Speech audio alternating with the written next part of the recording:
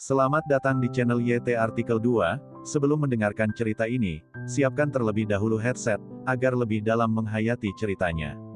Dan untuk mendukung cerita ini, admin minta, untuk like, komentar dan tekan tombol merahnya, alias subscribe, dan bagikan ke media sosial kalian. Terima kasih. Jangan lupa untuk bersyukur.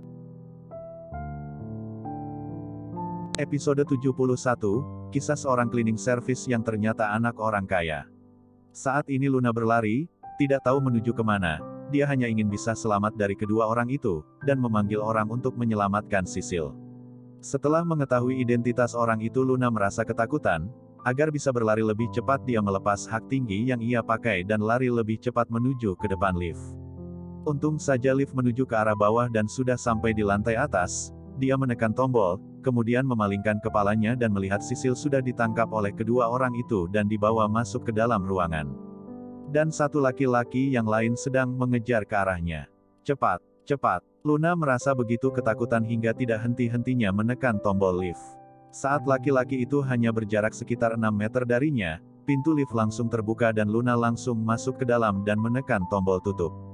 Luna yang melihat laki-laki itu mendekat ke arahnya langsung melemparkan kedua heels yang berada di kedua tangannya ke wajah laki-laki itu. Laki-laki itu menghalanginya dengan tangan tetapi dia tidak bisa menghentikan laju lift karena pintu itu sudah tertutup. Lift langsung turun menuju lantai 1, untung saja pengunjung lantai 1 menekannya dan membuat lift tidak berhenti di tengah gedung. Satu pelanggan yang melihat Luna tidak mengenakan heels begitu terkejut hingga membelalakan kedua matanya. Apa yang terjadi? Luna langsung keluar dari dalam lift dan keluar dari hotel tanpa menggunakan alas kaki. Dia langsung masuk ke dalam mobilnya dan menjalankannya meninggalkan hotel baru, kemudian dia merasa lega. Dia menghentikan mobilnya di pinggir jalan baru kemudian mengambil teleponnya dan menghubungi Rahman. Setelah mengetahui jika dia adalah dari keluarga Bara Andreas membuatnya mengurungkan niatnya untuk melaporkannya kepada polisi. Karena dia tahu semua itu tidak ada gunanya, dan jika menunggu hingga polisi datang maka entah apa yang sudah terjadi kepada Sisil. Halo, Rahman, kamu sekarang ada di mana? Saya sekarang berada dalam masalah, cepat datang dan selamatkan saya. Begitu Rahman mengangkat teleponnya, Luna langsung berkata dengan terburu-buru. Ada apa? Kamu sekarang ada di mana? Aku akan segera pergi ke sana. Rahman bertanya cemas. Hari ini aku membantu pegawaiku untuk mengurus satu klien tetapi tidak disangka klien itu adalah Bara dari keluarga Andreas, dan yang paling gawat adalah Sisil berusaha membantuku untuk menghadang mereka, dan dia tidak bisa menyelamatkan diri. Cepat datang dan selamatkan dia. Luna menjelaskan dengan singkat. Luna tahu jika Rahman pandai berkelahi, jika bisa menghabisi Bara yang begitu brengsek maka hal itu baru setimpal. Mengenai apa yang terjadi selanjutnya dia tidak sempat memikirkan begitu banyak. Yang terpenting adalah dia bisa menyelamatkan Sisil. Baiklah, aku akan segera ke sana. Setelah mendengar Luna yang sudah berhasil kabur, Rahman merasa lega, tetapi dia tidak berlama-lama lagi dan langsung menjalankan dengan kecepatan penuh menuju ke Hotel Ceremoy. Untung saja saat ini bukan waktu jam pulang kantor dan tidak ada begitu banyak mobil di jalanan. Tetapi demi menghemat waktu, Rahman menerobos lampu merah begitu saja, dan mengenai hukumannya nanti dia akan meminta seseorang untuk mengurusnya. Keluarga Andreas, bagus sekali. Aku belum memulai untuk menyentuh kalian tetapi kalian sudah mencari gara-gara denganku. Kalau begitu aku akan menjalankan rencanaku dengan cepat. Wajah Rahman terlihat begitu gusar, dia melepaskan masalah yang lain dan sekarang dia hanya ingin fokus untuk menjatuhkan keluarga Andreas. Di dalam ruangan restoran hotel. Wanita murahan, apakah kamu ingin kabur? Kenapa tidak kabur? Sorot mata Misdar tertuju pada Sisil dan dia tersenyum sinis. Sisil tidak mengatakan apapun, dia tahu jika dia berkata terlalu banyak akan percuma saja, dia hanya berharap jika Luna melapor ke polisi dan menyelamatkannya. Dia sekarang merasa takut dan menyesal, jika dari awal dia tahu bahwa Misdar tahu bisa berbuat seperti ini maka dia tidak akan menerima klien ini. Tetapi untung saja Luna berhasil kabur. Jika tidak dia tidak hanya akan ditindas di sini dan saat kembali mungkin dia juga akan dipecat. Biar aku saja, Bara berkata dengan wajah jengah.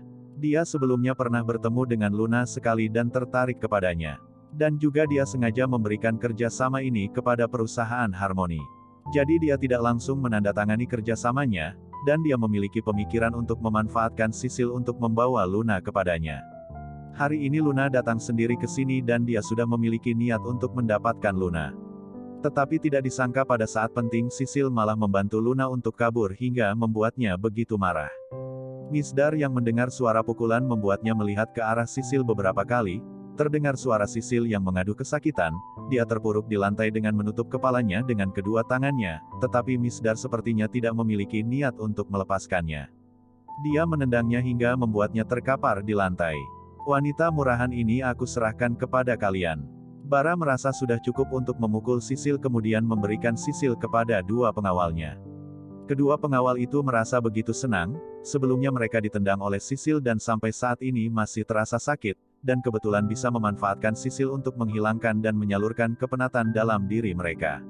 Kedua pengawal itu membawa Sisil yang sudah dipukuli hingga tidak berdaya ke salah satu ruangan lain. Pada saat itu ada satu laki-laki yang berdiri di depan pintu yang menghalangi mereka. Dia adalah Rahman yang datang dengan terburu-buru. "Apa yang kamu lakukan? Cepat pergi!" Salah satu pengawal berteriak kepadanya.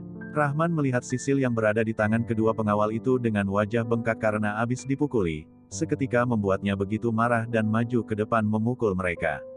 Bagaimanapun juga Sisil sudah mati-matian membantu Luna agar bisa kabur, meskipun hal ini tidak ada hubungannya dengan Luna tetapi Sisil masih juga pegawainya.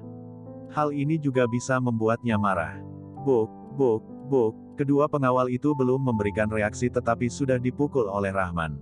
Pukulan Rahman begitu keras, mereka berdua yang dipukul beberapa kali sudah langsung terjatuh dan langsung tidak sadarkan diri. Saat ini Rahman sangat marah, dengan perilaku bara keluarga dari Andreas ini.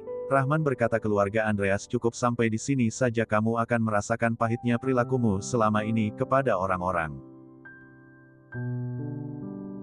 Kamu turunlah ke bawah, Luna akan mengantarmu ke rumah sakit.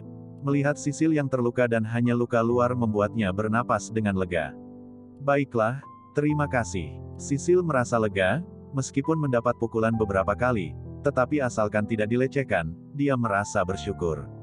Dia juga tidak berani untuk berlama-lama di sini, mengambil tas miliknya dan berjalan cepat menuju lift. Saat ini Rahman menuju ke tempat bara. Melihat Rahman masuk Misdar berkata dengan keras, "Siapa kamu?" Misdar memandang sinis ke arah Rahman. "Siapa di antara kalian berdua yang bernama bara keluarga Andreas?" Tatapan dingin Rahman terarah kepada mereka berdua. "Aku? Kenapa? Apakah kamu mengenalku?" Bara melihat Rahman dengan mengerutkan kedua alisnya. Plak! Rahman tidak mengatakan apapun dan langsung memberikan pukulan kepada Bara. "Jika berani mencoba untuk menyentuh istriku maka sama saja dengan cari mati." Bara tidak menyangka jika Rahman akan memukulnya dan pukulannya terasa begitu keras. Dia mengadu pelan dan pukulan ini mengarah kepada wajahnya hingga membuatnya terlempar ke meja dan membuat meja itu terbalik. "Kenapa kamu memukulnya? Apa kamu tahu siapa Direktur Bara sebenarnya?" Misdar bertanya dengan penuh kemarahan. Rahman membalikan badan melihat ke arah Misdar dan menyeringai, "Apakah penting bagiku dia itu siapa? Direktur Bara adalah penerus dari keluarga Andreas. Aku sarankan jika kamu pergi dan cari tahu mengenai keluarga Andreas baru kemudian mencari masalah." Misdar berkata dengan begitu bangga. "Apa keluarga Andreas sangat kuat? Yang aku pukul ternyata adalah keluarga Andreas." Rahman tersenyum sinis dan dia maju ke depan mendekat ke arah Bara. Ekspresi di wajah Misdar terlihat tidak mengenakan, dia mengangkat kursi di sampingnya dan memukulkannya ke arah Rahman.